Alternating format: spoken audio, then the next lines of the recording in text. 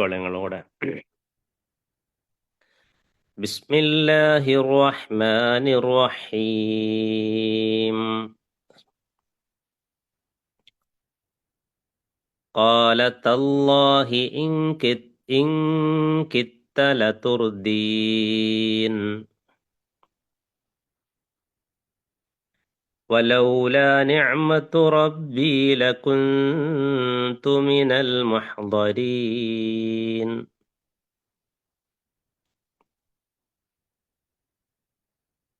അഫമാ നഹ്നു ബിമയ്യിതീൻ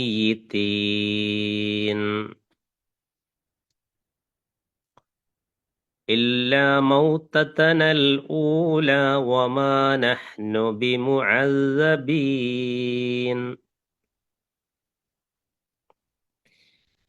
ഇന്ന ഹാദാ ലഹുവൽ ഫൗസുൽ അളീം. لمثل هذا فليعمل العاملون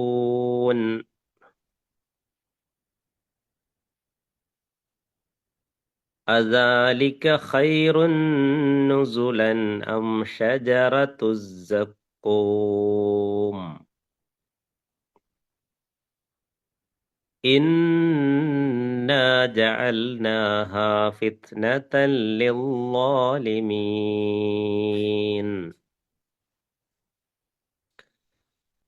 66 വരെയുള്ള ആയത്തുകളാണ് നമ്മൾ ഓതിയത്.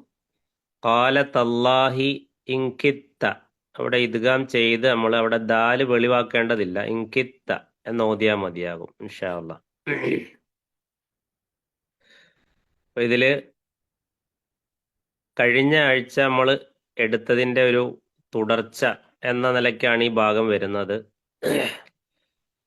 അദ്ദേഹത്തെ ആ നരകത്തിന്റെ നടുവിൽ ഒത്ത ഭാഗത്ത് ഞാൻ കാണുന്നു എന്ന് സുഹൃത്ത് പറയുന്നുണ്ടല്ലോ. അപ്പൊ അതിന്റെ ബാക്കി എന്നുള്ള നിലയ്ക്കാണ് ഇൻഷാ അല്ലാഹ് ഇത് വരുന്നത്. ഖാല തല്ലാഹി ഇൻ കിത്ത ലതുർദീൻ, 56-ാമത്തെ ആയത്ത്.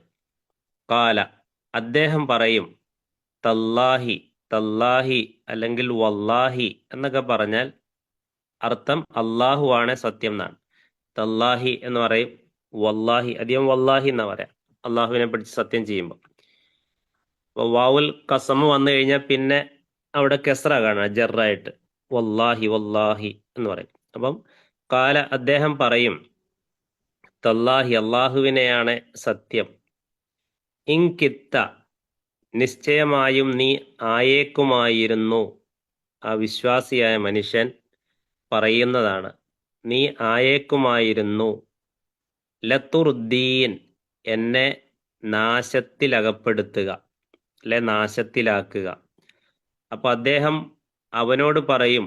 അപ്പൊ അങ്ങോട്ടും ഇങ്ങോട്ടൊക്കെയുള്ള സംസാരിക്കാനുള്ള ഒരു അവസരം അവിടെ ഉണ്ടാകുന്നുണ്ട് എന്നാണ് നമുക്ക് മനസ്സിലാകുന്നത്. അപ്പൊ അദ്ദേഹം പറയും, അള്ളാഹുവിനെ തന്നെയാണ് സത്യം, തീർച്ചയായും നീ എന്നെ നാശത്തിൽ അകപ്പെടുത്തിയേക്കുമായിരുന്നു. അർദ യുർദി എന്നതാണ് അതിന്റെ ആ ക്രിയ വരുന്നത്. അതുപോലെ കിത്ത എന്ന് പറയുമ്പോൾ കാത എന്ന പദമാണ്. കാത ആകാറായി എന്നർത്ഥം വരുന്ന കാത യക്കാതു എന്നാണ് വരിക. കാത യക്കാതു, കാത യക്കീതു എന്ന് പറയുമ്പോൾ തന്ത്രം മെനയ എന്നുള്ള അർത്ഥം വരും. ഇവിടെ കാത യക്കാതു ആണ്, യക്കാതു. അപ്പം അള്ളാഹുവിനെ തന്നെയാണ് സത്യം, തീർച്ചയായും നീ എന്നെ നാശത്തിൽ അകപ്പെടുത്തിയേക്കുമായിരുന്നു. എന്നിട്ട് ഈ വിശ്വാസി പറയാണ്, വലൗല നിഅമത്തു റബ്ബി ലകുന്തു മിനൽ മുഹ്ദരീൻ. വലൗല നിഅമത്തു റബ്ബി, എൻ്റെ റബ്ബിൻ്റെ അനുഗ്രഹം ഇല്ലായിരുന്നുവെങ്കിൽ. നിഅമത്ത് എന്ന് പറഞ്ഞാൽ നമുക്കറിയുന്ന പദമാണ്. വലൗല നിഅമത്തു റബ്ബി, എൻ്റെ റബ്ബിൻ്റെ അനുഗ്രഹം ഇല്ലായിരുന്നുവെങ്കിൽ, ലക്കുന്തു ഞാൻ ആകുക തന്നെ ചെയ്യുമായിരുന്നു, മിനൽ മുഹ്ദരീൻ ഹാജരാക്കപ്പെടുന്നവരിൽ. അതായത് എൻ്റെ രക്ഷിതാവിൻ്റെ അനുഗ്രഹമില്ലായിരുന്നുവെങ്കിൽ ഞാൻ ഇതിൽ ഹാജരാക്കപ്പെടുന്നവരിൽ ഉൾപ്പെടുക തന്നെ ചെയ്യുമായിരുന്നു. അഥവാ എൻ്റെ സ്ഥാനവും അവൻ്റെ കൂടെ തന്നെ ആകുമായിരുന്നു എന്നർത്ഥം.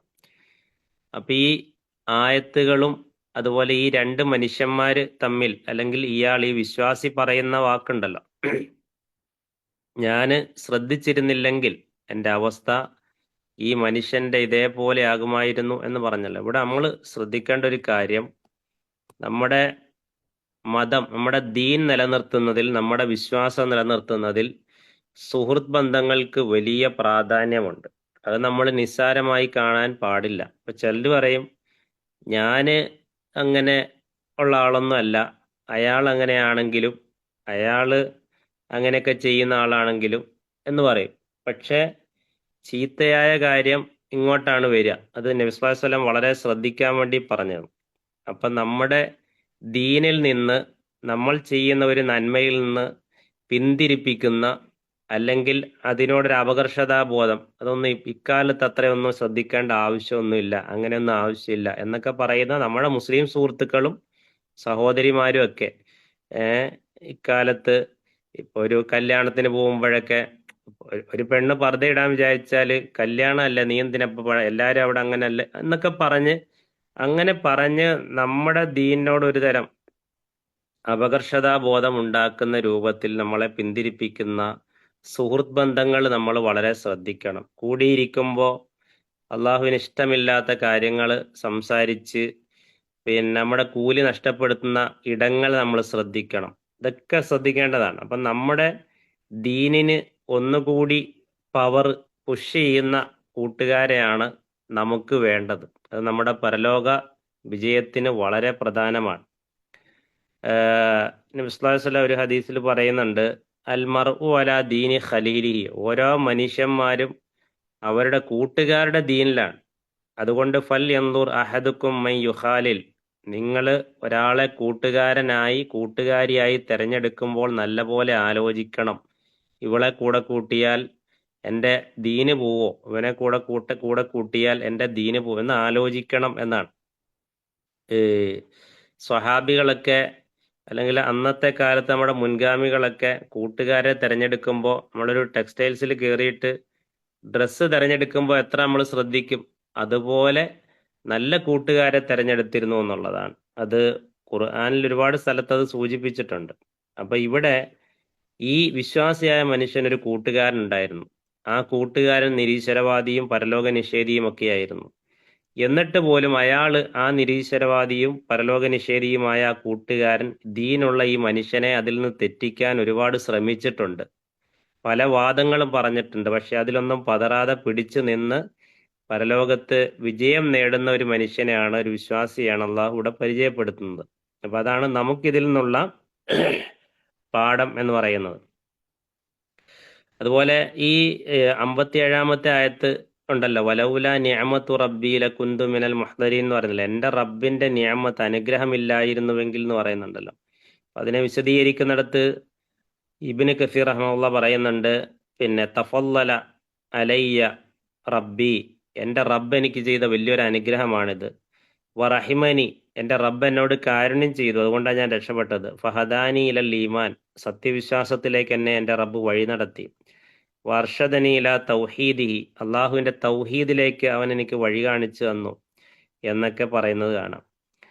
അതേപോലെ വിശുദ്ധ ഖുർആനിലെ 7-ാമത്തെ സൂറത്ത് ആറാഫിലെ 43-ാമത്തെ ആയത്തിൽ കാണാം, വിശ്വാസികൾ പറയുന്നൊരു വാക്കുണ്ട്, അത് വളരെ ഇമ്പോർട്ടൻ്റ് ആണ്. വഖാലുൽ ഹംദുലില്ലാ, അവർ പറയാണ് അൽഹംദുലില്ലാ, അള്ളാഹുവിനാണ് സ്തുതികളകിലവും, അല്ലദീ ഹദാന, ഞങ്ങൾക്ക് സന്മാർഗം കാണിച്ചു തന്ന, ലിഹാദ, ഈ മാർഗത്തിലേക്ക്, ഈ സത്യദീനിലേക്ക്, വമാ കുന്നാ ലിനഹ്തദിയ ലൗലാ അൻ ഹദാന അല്ലാഹ്, ഞങ്ങളുടെ റബ്ബ് ഞങ്ങൾക്ക് ഈ ഒരു സന്മാർഗ പാത കാണിച്ചു തന്നില്ലായിരുന്നെങ്കിൽ ഞങ്ങൾ ഒരിക്കലും ഈ പാതയിലേക്ക്, റൂട്ടിലേക്ക് എത്തില്ലായിരുന്നു എന്നുള്ളത്. അപ്പം അള്ളാഹുവിൻ്റെ വലിയൊരു നിഅമത്താണ് ഹിദായത്ത്. നമ്മൾ ഫാത്തിഹയിൽ ഇഹ്ദിന സിറാത്തൽ മുസ്തഖീം, എനിക്ക് ഹിദായത്ത് തരണേ എന്നാണ് പ്രാർത്ഥിക്കുന്നത്. അതിനർത്ഥം നമ്മൾ ആരും ഹിദായത്ത് ഇല്ലാത്തവരാണെന്നല്ല, മറിച്ച് അവിടെ ഇഹ്ദിന സിറാത്തൽ മുസ്തഖീം നമ്മൾ പ്രാർത്ഥിക്കുമ്പം, അള്ളാഹുവെ എന്നെ നീ ഹിദായത്തിന്റെ മാർഗത്തിലാക്കി, എൻ്റെ മരണം വരെ ആ മാർഗത്തിൽ നീ എന്നെ നിലനിർത്തി തരണേ എന്നുള്ള അർത്ഥത്തിലാണ് ഇഹ്ദിന സിറാത്തൽ മുസ്തഖീം എന്ന് നമ്മൾ പ്രാർത്ഥിക്കുന്നത്. അപ്പൊ ഈ നിലയ്ക്ക് നമ്മൾ ഈ ആയത്തുകളെ മനസ്സിലാക്കുക, അതുപോലെ സുഹൃത്ത് ബന്ധങ്ങൾ നമ്മൾ വളരെ ശ്രദ്ധിക്കുകയും ചെയ്യണം. അപ്പോൾ 56, 57 ആയത്തുകൾ കഴിഞ്ഞു. ഇനി 58, 59 വചനം. അഫമാ നഹ്നു ബിമയ്യിത്തീൻ, അഫമാ നഹ്നു ബിമയ്യിത്തീൻ. ഇനി നാം മരണപ്പെട്ടു പോകുന്നവരല്ലല്ലോ. വിശ്വാസി പറയാൻ. അതാണ് പരലോകവും ഇഹലോകവും തമ്മിലുള്ള വ്യത്യാസം. ഇഹലോകത്ത് മരണമുണ്ട്, പരലോകത്ത് മരണമില്ല. പറയാണ് അൽഹംദുലില്ലാ, രക്ഷപ്പെട്ടു, ഇനി ഇവിടെ മരണമില്ലല്ലോ എന്ന് പറയാണ് ആ വിശ്വാസി പറയാണ്. ഇല്ല മൗത്തത്തനൽ ഊല, ഇല്ല മൗത്തത്തനൽ ഊല. മൗത്ത് എന്ന് പറഞ്ഞാൽ മരണം. നമ്മുടെ മരണമല്ലാതെ അൽ ഊല, ആദ്യത്തെ, നമ്മളൊന്ന് മരിച്ചല്ലോ, ഇനി ഒരു മരണം ഇവിടെ ഇല്ലല്ലോ. ഒമാ നഹ്നു, നാം അല്ല, ബിമുഅദ്ദബീൻ, ബിമുഅദ്ദബീൻ, നാം ശിക്ഷിക്കപ്പെടുന്നവരും. അദ്ദബ എന്ന് പറഞ്ഞാൽ ശിക്ഷിച്ചു. യുഅദ്ദിബു, മുഅദ്ദിബ് എന്ന് പറഞ്ഞാൽ ശിക്ഷിക്കുന്നവൻ, ശിക്ഷ നടപ്പാക്കുന്നവൻ, അത് റബ്ബാണ്. അപ്പം നമ്മൾ ഇനി ശിക്ഷിക്കപ്പെടുന്നവരുമല്ലല്ലോ എന്നാര് പറയാണ്? വിശ്വാസികൾ പറയുകയാണ്. അപ്പം നിർഭാഗ്യവാനായ കൂട്ടുകാരൻ്റെ അവസ്ഥ മനസ്സിലാക്കി തനിക്കും തൻ്റെ കൂട്ടുകാർക്കും, വിശ്വാസികളായ തൻ്റെ കൂട്ടുകാർക്കും കൈവന്ന സൗഭാഗ്യങ്ങൾ എല്ലാം ഓർത്തുകൊണ്ട് സ്മരിച്ചുകൊണ്ട് അള്ളാഹുവിന് നന്ദി പറഞ്ഞുകൊണ്ട് അവർ പറയുന്ന വാക്കാണ് ഇത്. ഇനി നമ്മൾ മരിക്കൂലല്ലോ, നമ്മുടെ ആദ്യത്തെ മരണം കഴിഞ്ഞു, ഇനി നമ്മൾ ശിക്ഷിക്കപ്പെടുകയുമില്ലല്ലോ, നമ്മൾ സൂക്ഷിച്ചത് കൊണ്ട് അള്ളാഹുവിൻ്റെ അടുത്ത് നമുക്ക് വിജയം നേടാനായി, സ്വർഗം നേടാനായി എന്നവർ സന്തോഷത്തോടു കൂടി പറയുകയാണ്. ഓക്കെ, അപ്പോൾ 58, 59 നമ്മൾ ഈ ആയത്തുകൾ കൂടുതൽ വിശദീകരിക്കേണ്ട ആവശ്യം വരുന്നില്ല. ഇനി 60, 61 ആയത്ത്.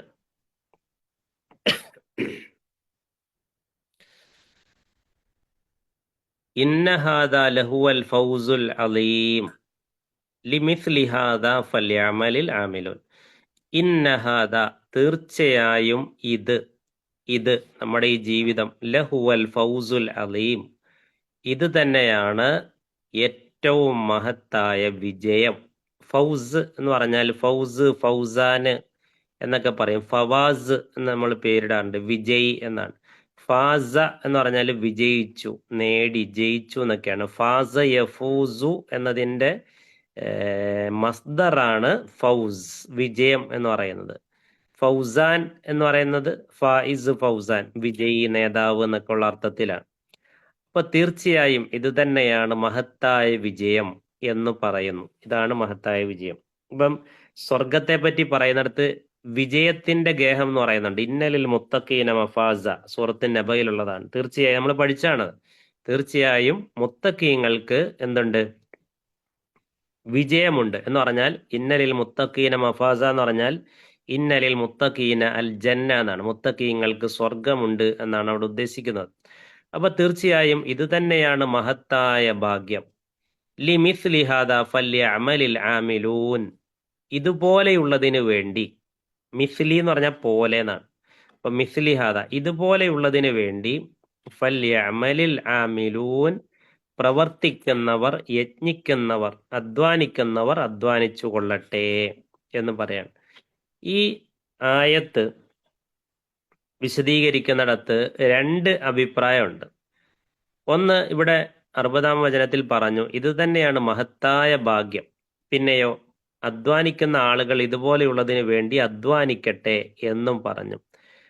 അപ്പം ഇതൊക്കെ വരാനിരിക്കുന്ന സംഭവങ്ങളാണ്. നമുക്ക് അള്ളാഹു സുബ്ഹാനഹു വ തആല നമുക്ക് കാര്യങ്ങൾ കൃത്യമായി വിശദീകരിച്ചു തരാണ്. ഈ ആയത്ത് വിശദീകരിക്കുന്നിടത്ത് ഇബ്നു ജരീർ ത്വബരി റഹ്മഹുല്ലാ പറയുന്നുണ്ട്. ഇബ്നു ജരീർ ത്വബരിയുടെ തഫ്സീർ ത്വബരി എന്ന് പറയുന്ന അറിയപ്പെട്ട തഫ്സീറാണ്. അപ്പൊ ഇവിടെ ഈ പറയുന്ന വാക്കുകൾ അള്ളാഹു പറയുന്നതാണ്, റബ്ബ് പറയുന്നതാണ് എന്ന് ഒരു വ്യാഖ്യാനമുണ്ട്.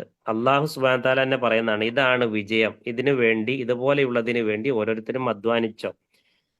എന്നാൽ അറിയപ്പെട്ട താബിഈ പണ്ഡിതനായ ഖത്താദ റഹിമഹുല്ല പറഞ്ഞത് ഇത് വിശ്വാസികൾ തന്നെ പറയുന്നതാണ് എന്നാണ്. ഇത് വിശ്വാസികളായ സ്വർഗം നേടിയെടുക്കുന്ന ആളുകൾ തന്നെ പറയുന്ന വാക്കാണ് ഇത് എന്നും ഉള്ള വ്യാഖ്യാനമുണ്ട്. അങ്ങനെ രണ്ട് രൂപത്തിൽ ഈ ആയത്ത് വ്യാഖ്യാനിക്കപ്പെട്ടിട്ടുണ്ട്. എന്തായാലും നമ്മൾ മനസ്സിലാക്കേണ്ടത് സ്വർഗത്തിൽ ഒരാൾ എത്തിയാൽ, ഒരു വിശ്വാസി അവന്റെ കർമ്മങ്ങൾ കൊണ്ടെത്തിയാൽ പറഞ്ഞറിയിക്കാനാവാത്ത സന്തോഷത്തിലേക്ക് അവൻ മാറുകയാണ്.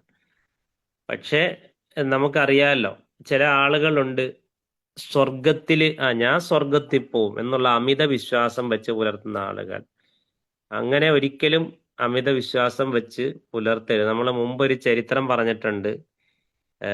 ഉമർ നീ സ്വർഗത്തിലാണ് എന്ന് റസൂലുള്ളാഹി സ്വല്ലല്ലാഹു അലൈഹി വസല്ലം പറഞ്ഞിട്ടുണ്ടല്ലോ. ഉമർ നീ സ്വർഗത്തിലാണ്. സന്തോഷ വാർത്ത, സ്വർഗം കൊണ്ട് സന്തോഷ വാർത്ത അറിയിക്കപ്പെട്ട 10 സ്വഹാബിമാരിൽ ഒരാളാണ് ഉമർ റളിയല്ലാഹു അൻഹു. പക്ഷേ മദീനയിൽ വെച്ചൊരിക്കൽ നബി സല്ലല്ലാഹു അലൈഹി വസല്ലം അബൂ ഉബൈദ റളിയല്ലാഹു അൻഹുവിന് മുനാഫിക്കുകളുടെ പേരുകൾ പറഞ്ഞു കൊടുത്തപ്പോൾ അത് രഹസ്യമായി സൂക്ഷിക്കാൻ പറഞ്ഞു. പക്ഷെ ഈ വിവരം അറിഞ്ഞ് ഉമർ റളിയല്ലാഹു അൻഹു പോയി അബൂ ഉബൈദ, ഈ ഉമ്മത്തിന്റെ വിശ്വസ്തൻ, അമീനു ഹാദിഹിൽ ഉമ്മ എന്ന പ്രത്യേക സ്ഥാനപ്പേര് ലഭിച്ച സഹാബിയാണ് അബൂ ഉബൈദ റളിയല്ലാഹു അൻഹു. ആ അബൂ ഉബൈദ റളിയല്ലാഹു അൻഹുവിന്റെ അടുത്ത് പോയി ചോദിക്കുന്നത്, അബൂ ഉബൈദ, നബി പറഞ്ഞ ആ മുനാഫിക്കുകളുടെ ലിസ്റ്റിൽ എങ്ങാനും എന്റെ പേര് വന്നിട്ടുണ്ടോ എന്നാണ്. അത്രമാത്രം അവർ ആ ഒരു പരലോകത്തെ ഭയപ്പെട്ടിരുന്നു എന്നുള്ളതാണ്. അപ്പൊ തീർച്ചയായും നമ്മുടെ അമലുകൾ കൊണ്ടൊന്നുമല്ല നമ്മൾ സ്വർഗത്തിൽ എത്തുന്നത്, മറിച്ച് അള്ളാഹുവിന്റെ റഹ്മത്ത് കൊണ്ടുകൂടിയാണ്. ആര് വരെ? റസൂലുള്ളാഹി സ്വല്ലല്ലാഹു അലൈഹി വസല്ലം വരെ അങ്ങനെയാണ് എന്നാണ് പ്രവാചകൻ നമുക്ക് പഠിപ്പിച്ചു തന്നിട്ടുള്ളത്. അതുകൊണ്ട് ഒരിക്കലും നമ്മൾ നന്മ ചെയ്താൽ അത് കൂടുതലാവുകയില്ല. നമുക്ക് ചെയ്യാൻ പറ്റുന്നത്ര ഫത്തഖുല്ലാഹ മസ്തതഅതും, പരമാവധി അള്ളാഹുവിനെ സൂക്ഷിക്കാൻ പറ്റണം. ഇനി ആ ഒരു ഭാഗം കഴിഞ്ഞ് അള്ളാഹു സുബ്ഹാനഹു വതആല നരക ശിക്ഷ ലഭിക്കുന്ന ആളുകൾക്ക് നരകത്തിൽ ഒരു മരം അവിടെ വളർത്തിക്കൊണ്ട് വന്നിട്ടുണ്ട്. ആ മരത്തെ പറ്റിയുള്ള പരാമർശങ്ങളാണ് ഇനിയുള്ള ആയത്തിൽ പറയുന്നത്. അത് ഈ 2 ആയത്തിലല്ല, ഇനി അങ്ങോട്ടുള്ളതിൽ ആ മരത്തെ പറ്റി അള്ളാഹു പ്രത്യേകം വിശദീകരിക്കുക. അപ്പം അതിങ്ങനെയാണ്, അദാലിക ഖൈറുൻ നുസുലൻ അം ഷജറത്തുസ് സഖൂം. അദാലിക ഖൈറുൻ, അതാണോ ഉത്തമം? അള്ളാഹ് ചോദിക്കുകയാണ്, ആ സ്വർഗത്തിലെ സൽക്കാരമാണോ ഉത്തമം? അതാണോ ഉത്തമം? നുസുലൻ എന്ന് പറഞ്ഞാൽ ആദിത്യ സൽക്കാരത്തിൽ, നുസുൽ ആദിത്യ സൽക്കാരത്തിൽ. അതല്ല, അല്ലെങ്കിൽ അതോ, ഷജറത്തു സഖൂം, സഖൂം വൃക്ഷമോ, സഖൂം വൃക്ഷമോ. അപ്പൊ ആദിത്യ സൽക്കാരത്തിൽ ഉത്തമമായത് അതാണോ? അതായത് സ്വർഗത്തിൽ കിട്ടുന്ന അതാണോ, അതല്ല സഖൂം വൃക്ഷമാണോ?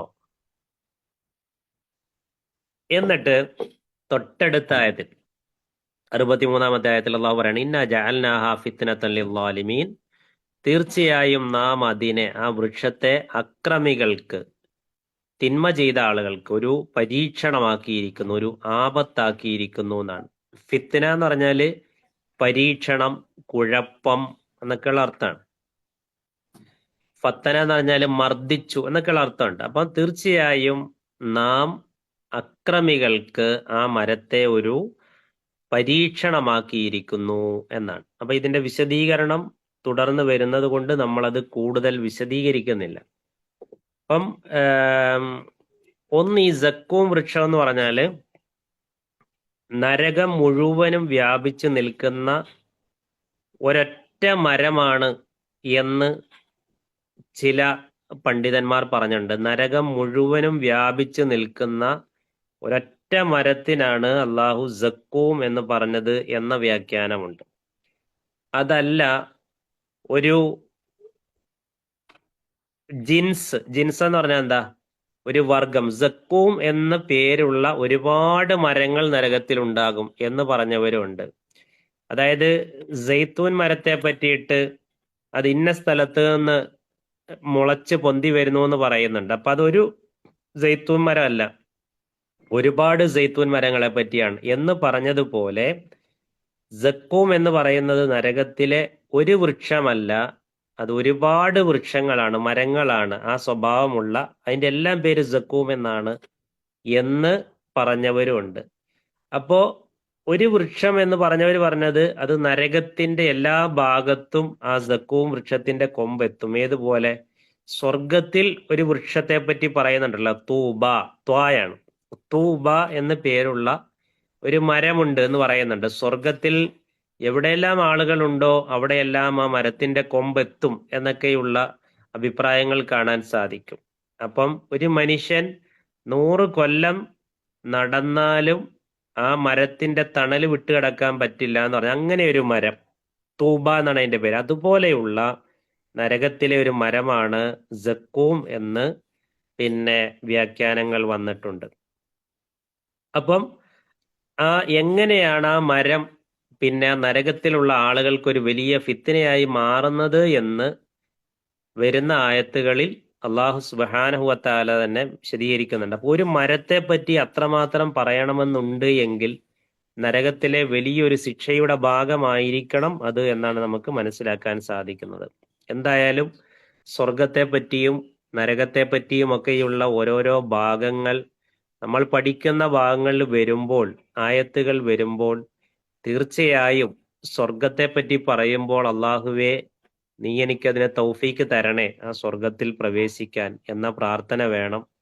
നരകവും അതിന്റെ ശിക്ഷകളും ഒക്കെ പറയുമ്പോൾ അള്ളാഹുവെ അതിൽ നിന്ന് നീ എന്നെ കാത്തുകൊള്ളണേ എന്നുള്ള രക്ഷ തേടലും തീർച്ചയായും ഉണ്ടാവണം.